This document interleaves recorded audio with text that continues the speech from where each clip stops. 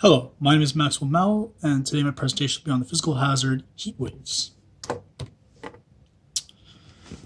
What is classified as a heat wave?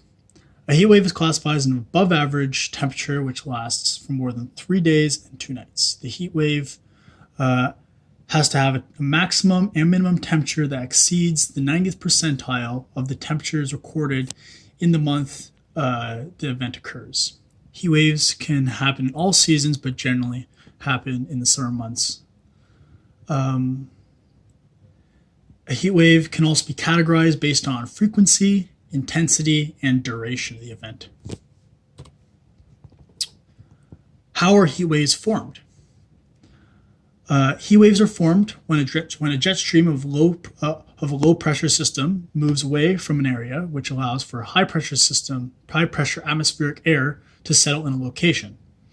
The high pressure atmospheric air at higher elevations sinks, which traps lower level air from escaping, resulting in abnormal temperatures.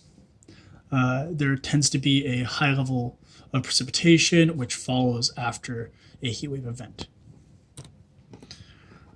What are some of the environmental concerns and health concerns that come from heat waves? Heat waves are a health concern for humans, as there is a high chance for heat stroke and heat stress from the heat wave event. There are also environmental concerns such as danger to wildlife, danger to natural resources, and high risk for wildfires. In urban areas, there is an amplified risk of heat waves. This amplified risk is called urban heat island effect. This is due to the low amount of albedo in vegetation, which results in less oxygen and amplified heat intensity.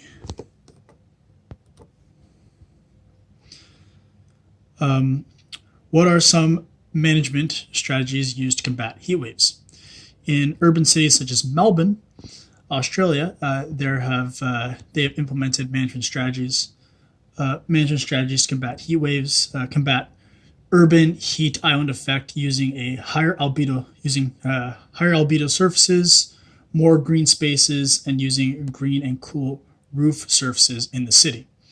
These management practices have been tested and have seemed to be effective. This is a green surface, a green cooling surface on a building.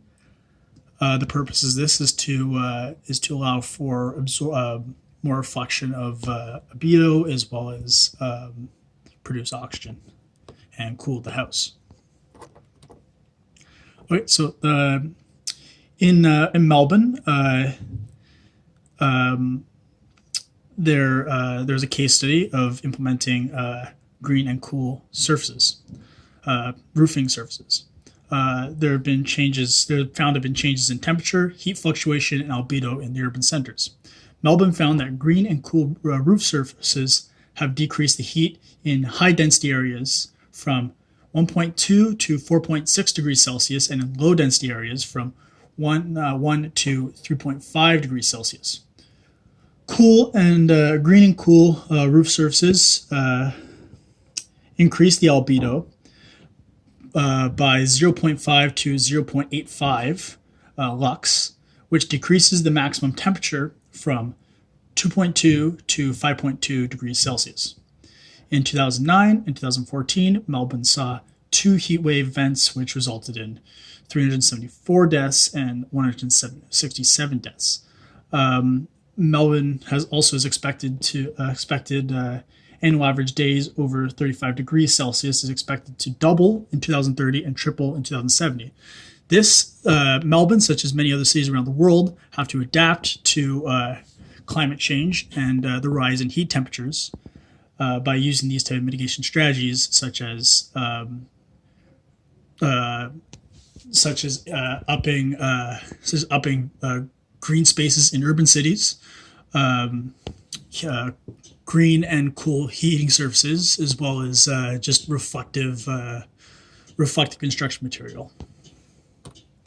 That is my presentation on heat waves. My name is Maxwell Mallow, and thank you for listening. That's my reference page.